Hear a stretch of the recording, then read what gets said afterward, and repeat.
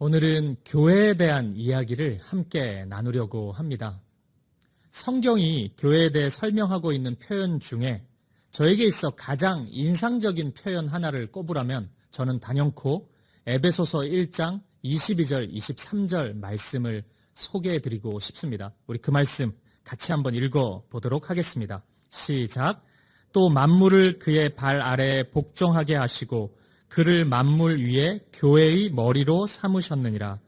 교회는 그의 몸이니 만물 안에서 만물을 충만하게 하시는 이의 충만함이니라. 바울은 교회를 마치 사람의 몸처럼 설명하고 있습니다. 사실 생각해보면 이렇게 얘기해도 되잖아요. 교회는 세상보다는 좀 말씀 중심이 돼야지. 세상에서 통용되는 그런 것보다는 좀 더 성경이 말씀하는 대로 따라가는 것이 교회지, 이렇게 말해도 될 것 같고, 또 한편으로는 교회 구성원을 얘기할 때도 세상보다는 조금 더 사랑해야죠. 좀 더 마음을 모아서 한 마음으로 앞을 보고 나아가는 게 교회입니다. 이렇게 설명해도 될 것 같은데, 바울은 교회에 대해서 그 정도 수준이 아니라 매우 강력한 그림 언어를 구사하고 있습니다. 교회의 머리는 예수님이래요. 그러니까 사람의 몸을 생각해보면 머리가 명령하는 대로 몸이 움직여야 하지 않습니까? 그렇게 본다면 교회는 오직 예수님의 말씀에 따라서만 앞을 향해서 나아갈 수 있는, 움직일 수 있는 그런 존재라는 것입니다. 그리고 교회는 몸이래요. 한 몸이래요. 우리가 교회 구성원들을 보면 서로가 서로 좀 다르지 않습니까? 생각도 다르고 말도 다르고 자라온 환경 모든 것이 다 다릅니다.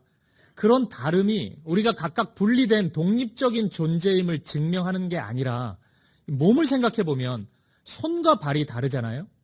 우리 그 장기를 보면 신장과 폐가 다르죠. 근데 그 다름이 분리된 것이 아니라 하나됨을 증명하는 것처럼 교회가 그렇다는 거예요. 서로의 다름이 우리가 그래서 하나이구나. 그래서 몸을 이루고 있는 한 몸이구나. 바울은 지금 그렇게 아주 강력한 언어로 설명하고 있는 것입니다. 그러면서 바울은 이 교회에 대한 지식을 두고 이 에베소서의 제일 말미에 이렇게 고백합니다. 에베소서 5장 32절이에요. 제가 읽어보겠습니다. 이 비밀이 크도다. 나는 그리스도와 교회에 대하여 말하노라. 예수님과 교회의 관계는 이게 쉽게 상상할 수 있는 이미지가 아니라는 겁니다. 매우 비밀스러운 진리인 것입니다. 실제로 바울이 교회에 대해서 이렇게 설명하기 전까지는 그 누구도 교회에 대해서 이렇게 말한 사람이 없습니다. 오직 바울만이 교회에 대해서 예수님이 그 머리이시고 우리는 한 몸이다, 이런 식으로 접근을 하고 있는 것입니다. 그러면 여러분 질문이 생기겠죠. 바울은 이거 어떻게 알았을까요? 그냥 교회를 바라보면서 이런저런 본인의 이미지로 설명을 할 수도 있을 텐데, 바울은 누구에게 이 설명을 들었을까요? 교회가 이런 곳이라고. 아니면은 어떤 가르침을 받았을까요? 바울은 어떻게 이 진리를 알게 되었을까요? 그 답이 바로 오늘 본문, 바울이 예수님과 처음 만나는 장면에 담겨져 있습니다. 지난주에 살펴본 것처럼 오늘 본문은 바울이 처음으로 예수님을 만나는 장면이에요. 바울은 교회를 유대교의 한 이단으로 여겼습니다. 그래서 그리스도인들을 핍박하고 결박하는 일에 정말 진심이었습니다. 최선을 다해서 교회를 찾아다녔고 그 사람들 감옥에 가둬 넣으려고 애를 썼습니다. 그 결과 예루살렘에서 무려 100km나 떨어진 다메섹까지 와가지고 교회 다니는 사람 잡으려고 애를 쓰고 있습니다. 바로 그때 예수님이 갑자기 나타나셔서 바울의 가던 길을 가로막으십니다. 오늘 본문은 바로 그 순간 예수님이 하셨던 첫 번째 말씀을 담고 있습니다. 예수님은, 바울의 길을 가로막으신 예수님은 먼저 이렇게 말씀하십니다. 오늘 본문의 4절입니다. 이 말씀 같이 한번 읽어보겠습니다. 시작. 땅에 엎드러져 들음에 소리가 있어 이르시되 사울아 사울아 내가 어찌하여 나를 박해하느냐 하시거늘. 바울을 향해서 네가 어찌하여 나를 박해하느냐, 이렇게 질문하십니다. 근데 이 질문에는 몇 가지 이상한 점이 있어요. 첫 번째, 바울과 예수님은 지금 처음 만나고 있습니다. 처음 만나는데 무슨 박해를 합니까? 언제 박해를 했다고, 왜 박해했냐고 지금 묻고 있잖아요. 근데 처음 만나고 있어요. 이렇게 보면 예수님의 이 질문은 굉장히 이상한 질문입니다. 그리고 두 번째, 박해를 하긴 했어요, 바울이. 근데 예수님은 아니었잖아요. 누구를 박해했죠? 교회를 박해했습니다. 교회를 핍박했습니다. 그리스도인들을 아프게 했습니다. 그런데 예수님이 나타나셔서 왜 교회를 핍박하느냐 이렇게 물어야 되는데 왜 나를 박해하느냐, 예수님이 이렇게 말씀하고 있는 것입니다. 바울은 이 지점에서 매우 선명하게 이 진리를 깨달았을 것입니다. 예수님은 교회를 자신과 동일시하고 계시는구나. 그냥 교회가 나를 사랑하는 사람들의 모임 정도로 생각지 않으시고 이 교회를, 그리스도인들을 자기 몸의 일부로 여기고 계시는구나. 바울은 바로 이 진리를 아주 선명하게 깨달았을 것입니다. 그리고 바로 이 순간 교회는 예수님의 몸, 그 머리는 예수님. 이 교회에 대한 설명 중에 가장 아름다운 이 고백이 바울의 입술을 통해서 나올 수밖에 없었던 것이죠. 바울이 쓴 서신을 보면 에베소서, 골로새서, 고린도전서 이런 데 보면은 이런 표현이 계속 반복해서 나와요. 바울은 교회를 그렇게 여깁니다. 그 머리는 예수님이시고 우리는 그 몸의 한 몸으로 지금 부름을 받았다. 이런 고백을 하죠. 이 고백의 출발은 누가 가르쳐줘서가 아니고 바울이 다메섹 도상에서 예수님을 만난 그 감격, 그 은혜로부터 이 아름다운 믿음이, 교회를 향한 이 고백이 출발된 것입니다. 예수님은 요한복음에서 바로 이러한 고백, 이러한 모습, 예수님과 교회의 모습을 나무와 가지로 설명을 하십니다. 요한복음 15장 5절 말씀을 우리 같이 한번 읽어보도록 하겠습니다. 시작. 나는 포도나무요 너희는 가지라. 그가 내 안에 내가 그 안에 거하면 사람이 열매를 많이 맺나니 나를 떠나서는 너희가 아무것도 할 수 없음이라. 아멘. 우리가 예수님을 믿는 순간 우리 눈에는 보이지 않지만 매우 신비스러운 일이 하나 벌어져요. 그것은 나무 대신, 오늘 말씀에서 포도나무라 그러죠. 포도나무 대신 예수님께 우리가 쑥 날라서 접붙임이 됩니다. 그래서 우리가 가지가 된다는 거예요. 근데 가지가 되고 나서 보면은 나 혼자 가지가 된 것이 아니고 수많은 사람들이 예수님의 몸에 접붙임된 가지가 되었다는 것을 확인할 수 있습니다. 어떤 사람을 보면 10년 전에 가지가 되었고, 어떤 사람은 5년 전에 되었고, 저 사람은 어제 가지가 되었고, 나는 오늘 되었고, 또 나와 같이 오늘 가지가 된 수많은 사람들, 수많은 가지들을 보게 됩니다. 우리가 그 가지들을 보면서 왜 이렇게 가지가 많아? 나 혼자 가지할래? 이렇게 생각할 수는 있겠지만 그건 본인 생각이고 본인 말이지 실제로는 그렇지 않습니다. 하나님은 많은 이들을 자신의 몸에 접붙임 바 된 그 몸의 일부가 된 가지로 부르셨어요. 하나님이, 예수님이 우리를 그렇게 부르셨습니다. 예수님께서 제자들에게 하나님께 이렇게 기도하라라고 하면서 기도를 가르치신 적이 있습니다. 우리 주기도문이라고 이렇게 고백하잖아요. 그 고백의, 그 기도의 첫 번째 문장이 뭡니까? 하늘에 계신 우리 아버지요. 그러니까 예수님은 기도를 가르치시면서 하늘에 계신 내 아버지, 나의 아버지, 나만의 아버지라고 고백하도록 가르치지 않으셨습니다. 우리로 가르치셨어요. 나 말고 또 다른 이들이 있는 것입니다. 왜요? 우리는 예수님의 몸에 접붙임 바 된 수많은 가지로 부름을 받았기 때문입니다. 나 혼자가 아닌 우리로 부름을 받았어요. 나 혼자가 아닌 교회로 부름을 받았기 때문입니다. 잠깐 조금 어려운 교리 이야기를 매우 쉽게 설명해 드리도록 하겠습니다. 성경이 설명하는 하나님을 한마디로 표현한다면 삼위일체 하나님, 이렇게 고백할 수 있습니다. 성경이 하나님을 가리킬 때는 대체적으로 하나님 아버지를 가리킵니다. 그러니까 성부, 거룩한 아버지라고 우리가 부릅니다. 그러니까 하나님 아버지를 대체적으로 가리키는데 꼭 그런 것만은 또 아니에요. 성자, 아들 되시는 예수님을 하나님이라고 부를 때도 있습니다. 근데 또 그것뿐만 아닙니다. 성령님을 하나님이라고 부를 때도 있어요. 그럼 우리가 보면 하나님은 세 분이시구나. 성부, 성자, 성령 세 분이시구나. 이렇게 생각할 수 있잖아요. 근데 그렇게 생각하고 고백하는 순간 성경이 깜짝 놀라요. 그러면서 손사래를 치면서 그렇게 얘기하면 안 된다. 하나님은 세 분이 아니라 한 분 하나님이시다. 이렇게 우리에게 설명합니다. 분명히 세 분인 것 같은데 세 분이라고 부르지 말라 그러고 한 분이라고 부르라고 하니까 이게 좀처럼 이해하기 힘듭니다. 우리가 머리로는 이해하기 힘든 이 삼위일체를 조금이나마 이해할 수 있는 길이 하나 있는데 그것은 하나님의 사랑입니다. 잘 들어보십시오. 하나님은 사랑이십니다. 그 말은 우리보다 사랑이 조금 많다, 사랑이 많으신 분, 그게 아니고 하나님은 그 존재가 사랑이세요. 삼위로 존재하신다 그랬죠? 성부, 성자, 성령. 그러니까 성부가 성자와 성령을 엄청 사랑하세요. 그리고 성자는 성부와 성령을, 성령은 성부와 성자를 정말 사랑하십니다. 근데 그 하나님의 사랑의 성격은요, 우리가 죄인인 우리가 사랑하는 것과는 약간 다릅니다. 우리는 이기적인 사랑도 있잖아요. 나의 유익과 만족을 위한 자기 사랑도 좀 있죠. 근데 하나님은 그런 게 없어요. 하나님은 자기 안으로 들어오는 사랑이 없습니다. 언제나 밖으로 흘러가는 사랑입니다.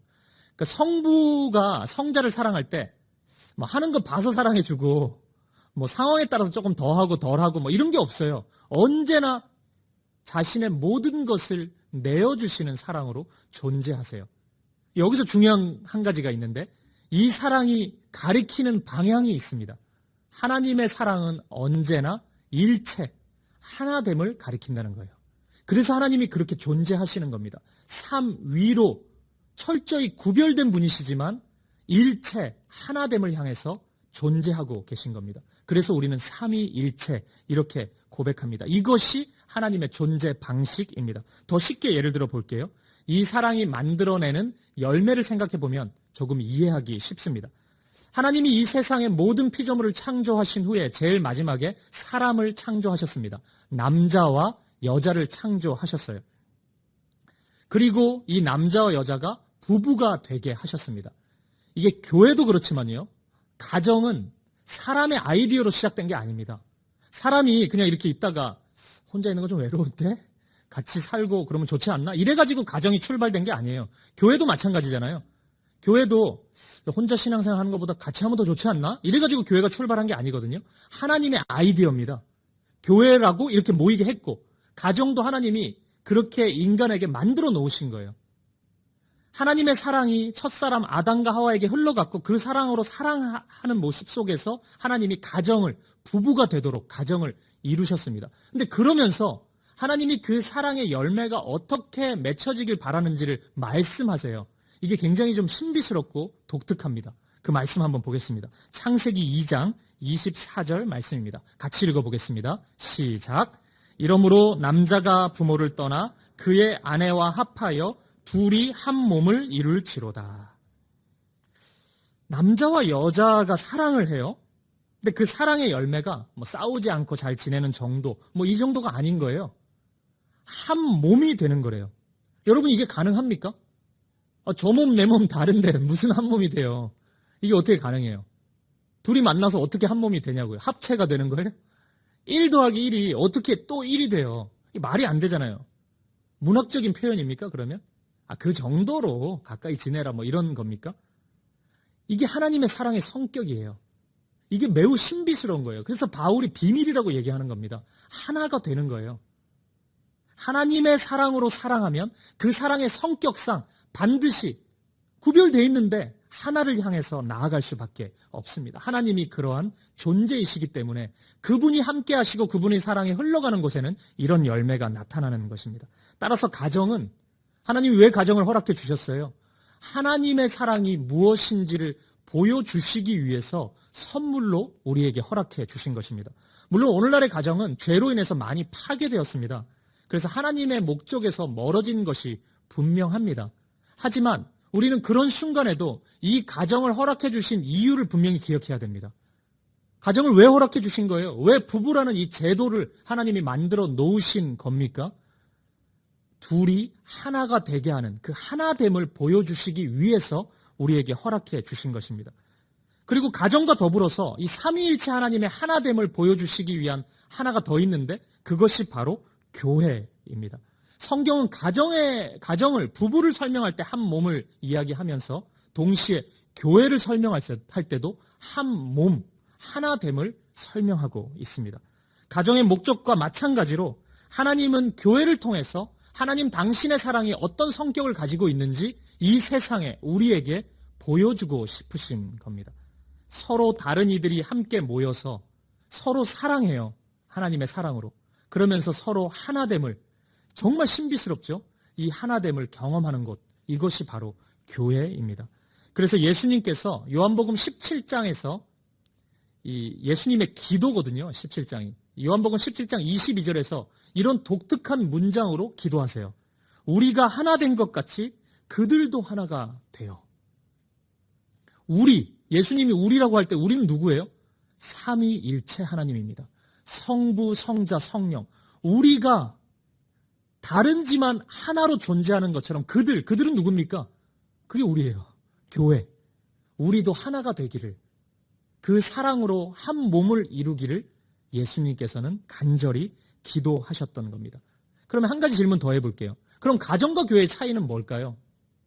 뭐 많은 차이가 있겠지만 저는 그 중에 중요한 차이 한 가지를 꼽으라면, 가정은 죄가 있기 전에 하나님이 허락해 주신 선물인데, 교회는 죄를 짓고 난 이후에 우리에게, 죄인된 우리에게 허락해 주신 선물이라는 거예요. 그런 측면에서 집중해 본다면 죄인인 우리가 하나님의 사랑, 하나 되게 하시는 그 하나님의 사랑을 경험하기 위해 교회는 필수적인 것입니다. 하나님이 그 사랑 보여주시려고, 죄인인 우리에게 그 사랑 무엇인지 알려주시려고 교회를 선물로 허락해 주셨기 때문입니다. 오늘 본문 속에 바울의 경험이 바로 여기에 있습니다. 이전에 바울은 교회를 통한 하나님의 사랑을 전혀 알지 못했고 경험하지 못했습니다. 그러니까 진리를 왜곡하는 삶을 막 살아갔던 거예요. 하나님의 길에서 이탈된 삶을 살아갔던 거죠. 사랑을 모르니까 그랬던 겁니다. 하지만 이제는 교회가 무엇인지 알아버렸습니다. 그리고 이후에 초대교회 성도들을 통해서 그 따뜻한 사랑의 하나됨을 바울이 경험하게 됩니다. 그러고 나니까 바울은 교회가 제일 중요한 가치가 되었습니다. 예수님을 만나기 전, 교회를 경험하기 전 바울은 이 세상에서 교회가 사라지는 것이 유일한 목적이었습니다. 교회가 하나도 없어야 된다는 그 목적을 가지고 최선을 다해서 살았습니다. 그런데 이후에 바울은 가는 곳마다 교회를 세웁니다. 왜요? 교회를 통해서 하나님의 사랑, 하나 되게 하시는 하나님의 사랑, 그 성품을 경험하고 배울 수 있기 때문입니다. 저는 오늘날 우리의 교회들이, 이 땅의 교회들이 회복해야 될 가치가 한 가지 있다면 바로 이 사랑에 있다고 저는 확신합니다. 교회에서 우리는 하나님의 사랑을 충만히 경험해야 합니다. 그거 경험하지 못한다면 그 교회가 아무리 선한 사업을 많이 펼친다 할지라도 교회로서의 기능을 잃어가는 것입니다. 그리고 그 사랑 안에서 아름다운 사귐과 하나 되게 하시는 그 은혜를 우리는 풍성히 경험해야 됩니다. 그래야 하나님의 사랑이 내가 이 세상에서 경험하는 인간적인 사랑과 큰 차이가 있다는 것을, 본질적인 차이가 있다는 것을 우리는 확인할 수 있기 때문입니다. 그 어거스트 러시라는 영화가 있습니다. 이 영화 주인공이 11살 소년인 에반 테일러라는 소년인데, 이 영화 주제가 이 부모를 잃고 고아가 된 이 소년이, 부모님이 다 음악을 했던 부모님이잖아요. 그래서 자신의 음악적 재능을 발견하고 그 음악을 통해서 이제 부모님도 찾게 되고 뭐 이런 이야기예요. 근데 저는 그런 뭐 이야기의 주제보다 이 영화 속에서 굉장히 인상적인, 제 머릿속에 오래 남은 장면이 하나 있어요. 굉장히 짧은 장면인데, 이 친구가 음악적 재능이 워낙 탁월하다 보니까 줄리어드 음대에 가서 수업을 듣게 돼요. 근데 어느 날 교수가, 지도교수가 교수 회의 시간에 이 11살인 에반 테일러를 부르게 됩니다. 교수들이 쫙 앉아있죠. 에반 테일러가 11살 소년이 들어옵니다. 문을 열고 들어오는데 이 소년이 문을 열고 교수들을 바라보자마자 제일 처음 하는 말이 죄송해요. 죄송합니다. 그래요. 그러면서 뭐가 죄송하다는 거니? 이러니까 막 구구절절 이야기해요. 제가 수업 시간에 딴 생각했고 뭐 다른 악보를 그렸고 막 그런 얘기를 계속해요. 그러니까 교수가 웃으면서 칭찬하려고 뭘 제안하려고 부른 건데, 그러면서 이제 막 웃으면서 이제 넘어가는 장면이거든요. 저는 이 장면이 굉장히 오랫동안 남았어요. 이 친구가 왜 죄송하다는 얘기를 먼저 했는지 아세요? 사랑을 한 번도 경험해보지 못했거든요. 언제나 자신을 이용하려고 하는 사람만 만났지 어른, 참된 어른을 한 번도 보지 못했어요. 그냥 사랑해주고 자기를 이해해주고 인정해주는 사람을 만나보지를 못했거든요. 그러니까 이 사랑이 없다 보니까 어른들 앞에 무표정한 누군가 앞에 서게 되면 죄송하다는 얘기를 하게 되고 막 변명을 하게 되는 거예요. 저는 이 모습이 굉장히 슬프게 다가오더라고요. 사랑받지 못한 왜곡된 모습이 이럴 수 있겠구나. 너무 마음 아프다. 이런 생각이 들었습니다. 오늘날 교회를 통한 하나님의 사랑을 경험하지 못한 성도가 있다면 저는 이런 모습으로 살아갈 수밖에 없다고 확신합니다. 사랑을 알지 못하고 경험하지 못하다 보니까 정당하지 못한 생각, 정당하지 못한 말, 정당하지 못한 행동을 할 수밖에 없는 거예요. 바울이 바로 그런 사람이었습니다. 그리고 우리 또한 그런 사람입니다. 그렇게 보면 우리 모두는 진정으로 교회가 필요한 사람입니다. 저는 우리나라에 오신 선교사님들이 교회를 세우고 100수십 년 전에 교회를 이 땅에 가르치고 하면서 참 아름답게 사역하셨는데 실수한 것 한 가지가 있다고 생각합니다. 이 교회라는 단어는 성경 언어인 헬라어의 에클레시아라는 단어를 번역한 건데 그걸 한자어로 번역하면서 이 교를 가르칠 교를 사용하셨어요. 그래서 초대 우리 한국교회 초창기 교회 때부터 우리는 교회를 배우는 모임이라고 여겼습니다. 물론 전혀 틀린 말은 아닙니다. 교회 안에서 우리는 진리를 배워가야 되기 때문이죠. 하지만 성경이 말하고 있는 에클레시아의 본질적인 의미를 다 담고 있지는 않습니다. 오히려 저는 이 가르칠 교를 사귈 교로 바꿔야 된다고 생각해요. 왜냐하면 그게 에클레시아거든요. 하나님의 사랑을 경험하고 그 사랑으로 서로 교제하고 사귀면서 하나됨을 경험하는 것, 그게 더 우선적인 교회의 본질이기 때문입니다. 성경은 이 사랑의 사귐 교제를 코이노니아라는 헬라어를 사용합니다. 그리고 이 코이노니아가 실은 삼위 하나님의 사랑, 삼위 하나님이 서로 사랑하면서 일체로 하나됨으로 존재하는 그 사랑을 가리키는 단어입니다. 제가 축도할 때 바울의 축복 기도를 따라서 축복 기도를 제가 하잖아요. 예배 후에 주 예수 그리스도의 은혜와 하나님 아버지의 사랑과 성령님의 아름다운 사귐이, 제가 항상 이렇게 얘기하죠. 여기서 이 사귐이 코이노니아입니다. 하나님의 사랑이에요. 성경은 이 단어를 교통, 교제, 충만 다양하게 번역을 해요. 그래서 우리가 다른 교회 가보면 목사님들이 성령 하나님의 교제, 교통, 충만하심의 역사가 굉장히 길게 얘기하잖아요. 근데 이게 다 같은 단어예요. 코이노니아입니다. 코이노니아. 사귐이에요. 사귐. 하나님의 그 사귐, 그 사랑에 하나 되게 하시는 그 사귐이 출발되어서 우리 가운데 흘러온 것입니다. 그 사랑의 사귐이 우리 가운데 있기를 원합니다. 라고 축복기도 하는 거예요. 교회는 당연히 그런 곳이어야 되기 때문에 그 사랑이 우리 가운데 넘치기를 바랍니다. 그게 축복의 기도입니다. 결국 이 땅의 모든 교회는 코이노니아의 교회가 돼야 됩니다. 사귐의 교회가 돼야 됩니다. 왜냐하면 우리 하나님이 코이노니아의 하나님이시고 사귐의 하나님이시기 때문입니다.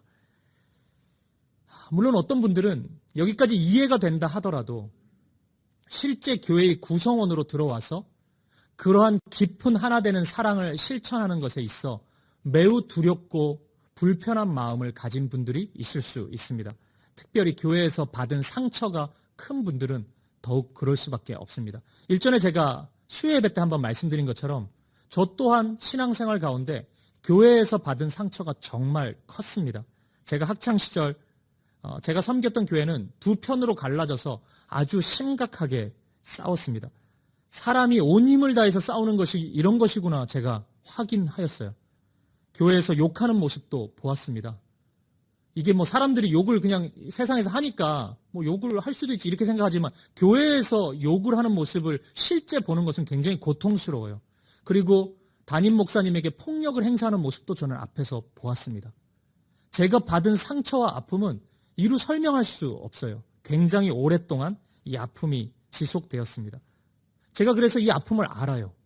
교회에서 받은 아픔이 그것을 극복하고 쉽게 사랑을 실천하고 누군가에게 그 담을 넘어서 사랑하는 관계로 나아갑시다. 이것이 얼마나 어려운지 저는 추측하지 않고 제가 실제 경험을 통해서 알고 있습니다. 특히 목회자를 통해서 받은 상처는 더욱 오래 간다는 것도 알고 있습니다. 목회자에게 하나님 나라의 가치가 아니라 매우 인간적인 욕망과 욕심이 막 뿜어져 나오는 모습을 보면은 그 모습이 우리가 그냥 그럴 수 있지라고 하면서 넘어가기에는 굉장히 오랫동안 우리의 삶 가운데, 마음 가운데 남아있다는 것을 제가 잘 알고 있습니다.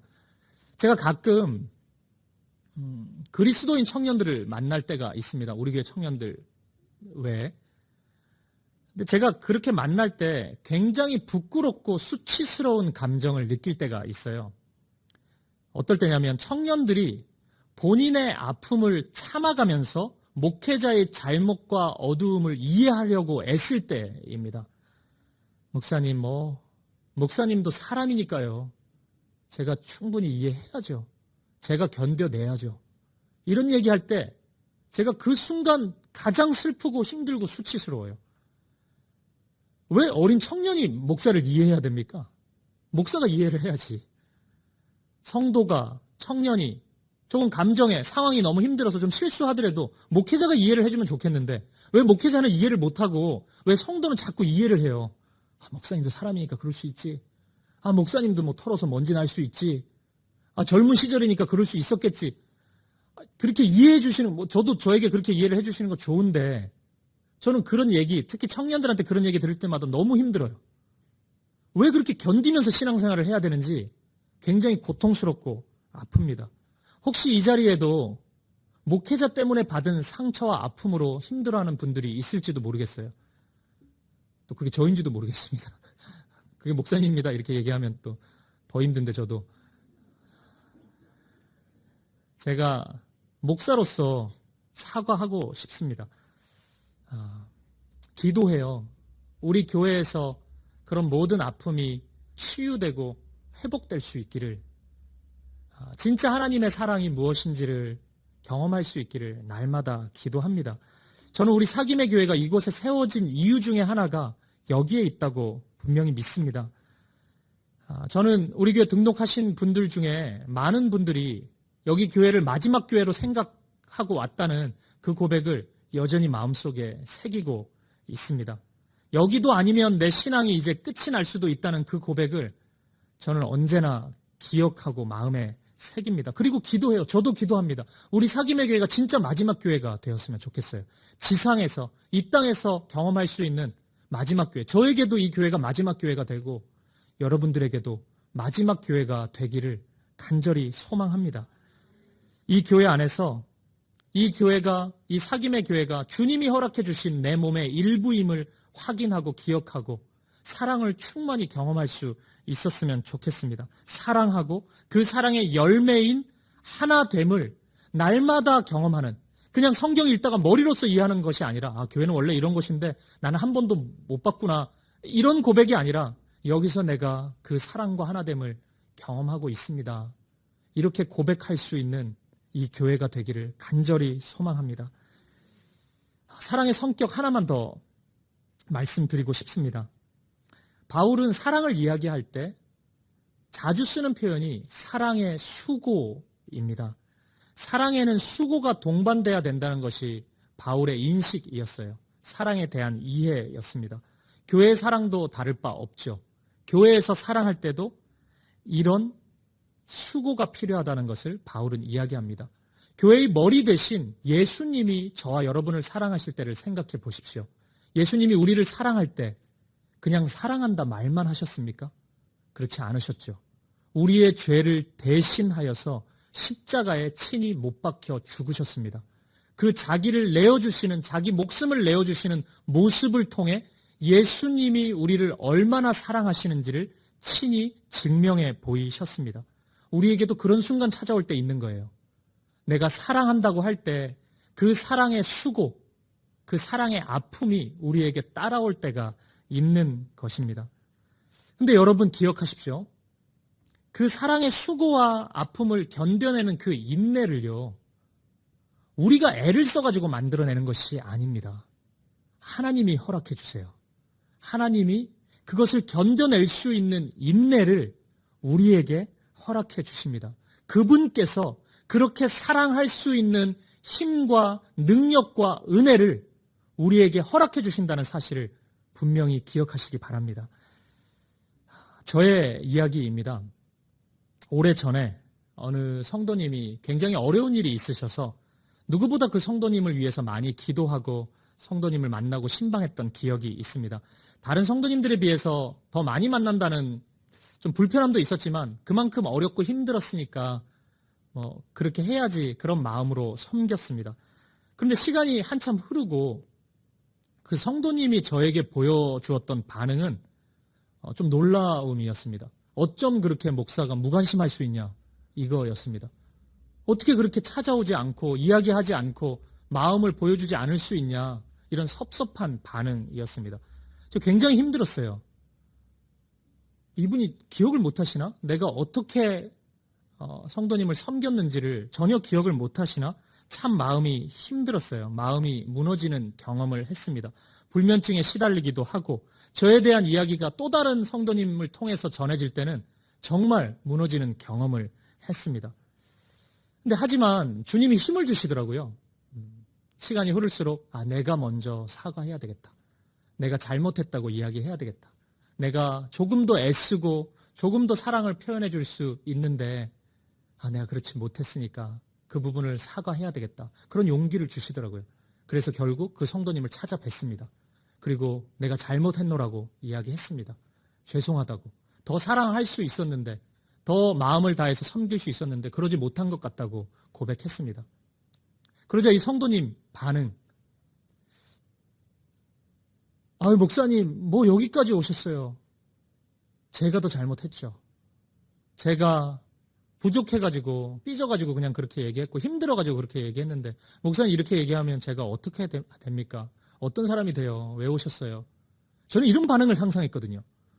이렇게 얘기하지 않을까? 이렇게 얘기해주지 않을까? 그러면 아름답고 안고 기도하고, 역시 우리의 사랑, 이럴 줄 알았는데, 여러분 이런 반응은, 이런 어느 영화와 같은 일들은 영화에서나 일어나지 현실은 그렇지 않습니다. 현실은 저에게 딱 이 문장이었어요. 이제 아셨어요. 이거였습니다. 이제 그걸 알았냐는 거예요. 목사님 이제 알았냐고. 그것밖에 못했던 걸. 이제 알았으면 됐다고. 이런 반응이었습니다. 죽을 것 같더라고요. 그때는 진짜. 이게 뭐지? 나 진짜 힘겹게. 나 아무리 생각해도 솔직히 내 잘못은 10%밖에 안 됐는데 내가 사과한 건데 야 이거 이렇게 나오나? 죽을 것 같았어요. 근데 여러분 여기서 중요한데 제가 이 부분을 자주 강조해요. 제가 죽을 것 같았는데 진짜 죽음을 방불케 하는 감정을 경험했는데 사람이 그렇게 쉽게 죽지 않아요. 죽지는 않습니다. 근데 죽어야 될 것이 죽더라고요. 제 안에 있었던 혈기, 교만함, 원수매즘, 제 안에 아직도 해결되지 않은 그런 세상의 가치나 마음, 인간적인 모습들이 잘 사라지지 않는 것들이 있었는데 그 죽음의 시간을 통해서 그런 것들이 하나둘 사라지는 것을 경험했습니다. 그리고 그 시간을 지나니까 예수님이 살아나시더라고요. 그 죽어졌던 공간 안에 예수님이 오시고 예수님이 거하시는 것을 경험했습니다. 그리고 그 순간부터 진짜 사랑할 수 있겠더라고요. 내가 잘못한 거 10%인데 내가 해주지 목사니까. 내가 더 성숙한데 내가 잘못해야 그림이 좋지. 이런 게 아니고 내가 그렇게 형식적으로 인정하는 게 아니고 진짜 인정하게 되더라고요. 진짜 그 영혼이 사랑스러워지고 내가 진심 어린 사과가 나오고 그분의 그 자존심을 지켜줄 수 있다면 내가 충분히 오해받을 수 있고 그럴 수 있지만 그게 사랑이지. 이게 진짜 사랑이었구나. 이게 주님이 나에게 보여주신 사랑이었구나. 내가 경험한 사랑이 이런 거였구나. 이 깨달음이, 이 은혜가 저한테 찾아오더라고요. 여러분, 손에 오물이 막 묻어요. 냄새 엄청나겠죠? 그러면 우리 어떻게 해야 됩니까? 씻어야죠. 깨끗이 씻어야죠. 그래도 냄새가 나면 어떡해요? 깨끗이 씻었는데도 이거 냄새 안 사라지면 어떡해요? 무슨 생각을 하십니까? 그래도 씻어야죠, 계속. 여러분, 계속 씻어도 냄새가 사라지지 않는다고 해서 내 왼손을 도끼로 찍는 사람이 있습니까? 손을 잘라버리는 사람이 있어요? 그건 내 몸이 아니죠. 내 몸이니까 내가 깨끗이 씻을 수 있는 거죠. 교회가 그런 것입니다. 이 진리를 알면 억울해도 참을 수 있게 되더라고요. 자존심 때문에 막 오버하는 상대방이 있어요. 누가 보더라도 상대방이 잘못했습니다. 원래 우리 모든 다툼은 상대방이 잘못한 게 커요, 항상. 그게 진리죠. 나는 한 10%, 20%고 항상. 근데 내가 조금 억울해도 상대방 자존심을, 그 성도님 자존심을 세워줄 수 있으면 내가 받아들일 수 있는 마음이 돼요. 그 주님의 사랑이, 그 아름다운 사귐이 하나 되게 하는 사랑을 경험하고 내 안에 그 사랑이 흘러가기 시작하면 그렇게 할 수 있습니다. 왜요? 주님이 그렇게 하셨기 때문입니다. 사랑하는 여러분, 말씀을 마무리하고 싶습니다. 교회는 주님의 몸입니다. 우리는 주님 안에서 한 몸으로 부름을 받았습니다. 그리고 이 안에서 하나님의 사랑이 무엇인지, 그 사랑의 성격이, 방향이 무엇인지를 우리는 충만히 배울 수 있습니다. 교회가 필요합니다. 우리는 하나님의 사랑을 경험하기 위해서 교회를 경험해야 합니다. 그리고 모든 교회는 단순히 건물로서 존재하는 교회가 되어서는 안 되고 반드시 사귐의 교회가 되어야 합니다. 네덜란드의 유명한 그 신학자이자 목회자인 아브라함 카이퍼라는 분이 있습니다. 이분은 천재 같은 분이에요. 25세 박사학위를 받았고 26세 목사 안수를 받았습니다. 그리고 목사 안수를 받자마자 아주 시골에 그 낙농업을 하고 있는 사람들이 소수 모여 있었던 교회에 첫 목회를 시작하게 됩니다. 똑똑하고 학위까지 받고 그러니까 얼마나 많은 진리를 강단에서 쏟아냈겠습니까? 굉장히 어렵게 길게 막 설교한 거예요. 삼위일체가 어떻고 막 계속 얘기를 한 겁니다. 근데 성도들이 막 그 살아있는 눈빛으로 말씀을 들은 거예요. 그러니까 더 용기가 난 거죠. 조금 알아듣는구나 이분들이. 그러면서 더 막 어렵게 설교하고 이야기를 한 거예요. 그러던 어느 날 예배가 끝나고 나서 성도들이 335 모여서 기도하는 모습을 이 아브라함 카이퍼 목사님이 보게 돼요. 이야, 진짜 이제 변화가 일어나는구나. 내 설교가 역사하는구나, 이제. 이게 깨닫고 막 기도까지 하고 막 간절히 기도하니까 이게 변화가 일어나는구나. 그렇게 생각했어요. 그리고 어느 순간에는 그 기도가 너무 궁금해지는 거예요. 그래가지고 예배가 끝나고 기도하는 분들 옆에 살짝 가서 기도의 내용을 들어보기 시작했습니다. 근데 그 기도의 내용을 듣고 충격을 받아요. 그 기도가 그분들이 간절히 예배 후에 기도하는 것이 이 아브라함 카이퍼 목사님을 위해서 기도하고 있는 거예요. 우리 목사님이 저렇게 어렵게 얘기하는 거 본인은 무슨 말인지 모르는 것 같은데 목사님이 잘 이해할 수 있도록 사랑을 막 얘기하는데 목사님 자체가 사랑이 뭔지 경험해보지 못한 것 같은데 우리 교회 안에서 그 사랑을 충만히 그 하나 되게 하시는 사랑을 그게 진짜 뭔지 경험할 수 있도록 우리 목사님이 그 하나님의 사귐을 알아갈 수 있도록 그렇게 기도하고 있었던 거예요. 아브라함 카이퍼 목사님이 훗날 그 두툼한 그 농사 짓는 분들, 성도들의 모습, 손을 이야기하면서 그 농사 짓는 분들의 손을 보면서 그분들이 보여준 섬김을 통해서 내가 하나님의 사랑을 보았다. 내가 이 교회에서 예수님의 사랑이 무엇인지를 경험했다. 이렇게 고백합니다. 저도 사역의 경력이 이제 20년 가까이 되어 가고 있어요. 사역했던 일들이 많이 떠오르고 많은 분들도 가끔씩 떠오를 때가 있습니다. 근데 참 재밌는 게 어떤 설교나 설교 제목, 설교의 메시지 이런 것들은 생각보다 별로 떠오르지 않아요. 그냥 20대 때 제가 20대 10년을 혼자 살았는데 그때 그 작은 교회에서 그 혼자 사는 청년들 불러가지고 항상 그 돼지국밥을 사주신 장로님이 있으세요. 그분이 한 번씩 떠올라요. 잘 지내고 계시나? 이런 게 떠오르고 그냥 청년들 불러 모아놓고 만둣국 끓여주신 권사님 떠오르고 여러분 이 떠오름이 그 만둣국이 뭐 세상에서 제일 맛있는 만둣국이어서 그렇겠습니까? 그렇지는 않은 것 같아요. 그분들이 보여준 사랑, 섬김 그리고 그 사귐의 하나됨이 무엇인지를 제가 그때 하나하나 경험했기 때문에 그 은혜 때문에 그분들이 떠오르는 것 같습니다. 사랑하는 여러분, 여기는 성경학원이 아니에요. 여기는 찬양학교도 아닙니다. 그리고 여기는 우리가 뭐 제자훈련의 목회 철학을 가지고 있다 그래서 무슨 제자훈련소 그것도 아닙니다. 여기는 어디예요? 여기는 교회입니다. 하나님의 사랑으로 서로 사귀고 하나됨을 이루어가는 사귐의 교회입니다. 2학기가 시작되었습니다. 여러분의 서 있는 자리에서 더욱 사랑해 보십시오. 힘들면 예수님의 사랑 붙잡고 그분 보여주신 사랑 안에서 조금씩 더 사랑해 보십시오. 그리고 더욱 하나됨을 경험해 보십시오. 그 사랑이 우리를 서로 간의 하나됨으로, 사귐의 하나됨으로 인도할 것입니다. 그 하나됨의 은혜가 이 학기 걸음걸음마다 우리 사귐의 교회 안에 가득 넘치기를 주님의 이름으로 간절히 축원합니다.